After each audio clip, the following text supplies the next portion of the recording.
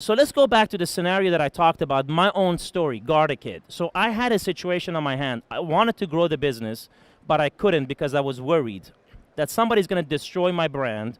Somebody is going to come in and perhaps even steal from me, right? I mean, there's cash business involved, and I didn't know how to control all that money that was coming in, and so forth and so on.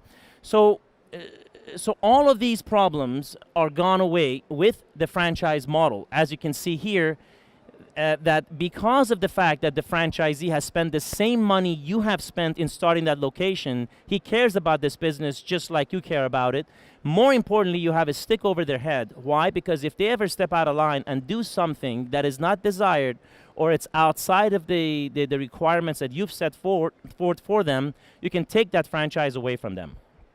So they always have this fear of losing their franchise because of whatever reason it may be. This is, again, one reason why you go to a drive-through of Wendy's or McDonald's and it says, how was our service? Call 1-800-something. It doesn't say call 305-something. It says call 1-800-something because that's the corporate headquarters.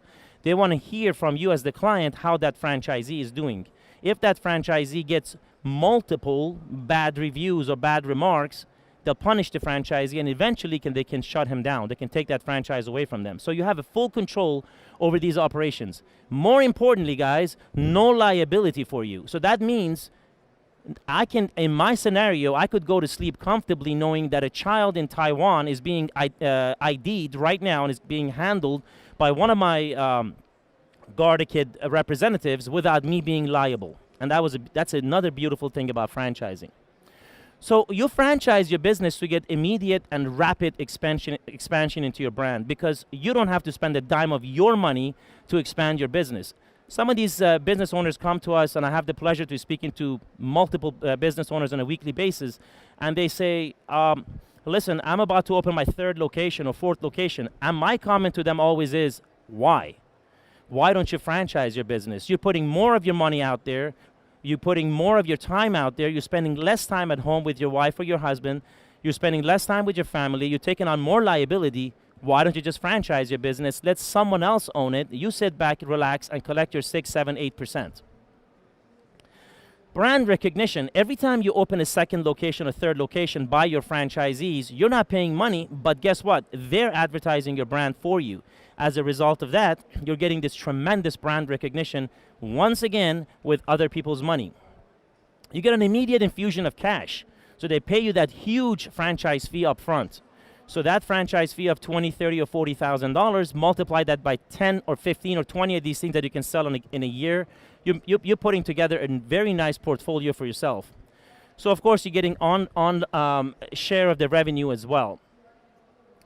So another good thing about franchising is that franchisees have a better understanding of the local market. If you have a business, if you have a pizza shop here in Miami, and think about opening another second pizza shop in Los Angeles. Well, if I told you, listen, where would you advertise in Miami? You know all the advertising resources here. You know, if you were to put a billboard, you know exactly where to put that billboard. But if you ask me in Los Angeles, I have no clue. I have no clue where to advertise. But the guy that lives in Los Angeles, he knows that much better than you. So he has a better understanding of the local market. And allows you to maintain control of your business, of your products, and pricing. You know, you guys see sometimes these big franchises, they have new products that they bring in. McRib is a good example of McDonald's, where they introduce it in the seasonally and then they take it away. Franchisor is dictating that to each location, telling them, now you must sell this product. Now you must sell breakfast all day. So that's the power that you have as a franchisor over each one of your locations. So every time you sell a franchise, you get all of the benefits that I've talked about, but more importantly, you're getting a lot of funds up front, which allows you to spend those funds and develop better products and better services, which is going to feed right back into your business, and this whole circle continues. And again, with more buying power, if you're buying 10 pounds of tomatoes for your pizza sauce on a weekly basis, when you have 10 franchises, now you're buying 100 pounds of tomatoes at a time, meaning your prices are going to go down, meaning now you can actually do that $5 footlong as a sub shop that no other location can compete with you. Every idea that the franchisee comes up with, and this is also very important, when the franchisees, these guys they care about this business. That's why they invested the tens of thousands of dollars to get into this business. Every single day that they're home, they're going to sleep, they're thinking about the business like you are. So they come up with ideas. All of those ideas relating to your business belongs to you. So it comes right back to you. $5 footlong, I just mentioned that a second ago, is a great example of that. This is an example of a franchisee of Subway that was actually hurting. Their business wasn't doing very well. So he had this idea of, hey, maybe I can lower my prices. I can offer a foot-long sandwich for $5. He ran the idea by corporate, and the corporate noticed that this guy is hurting. What's the other alternative? He's going to shut down. Let's give him the benefit of the doubt. Let him try it out.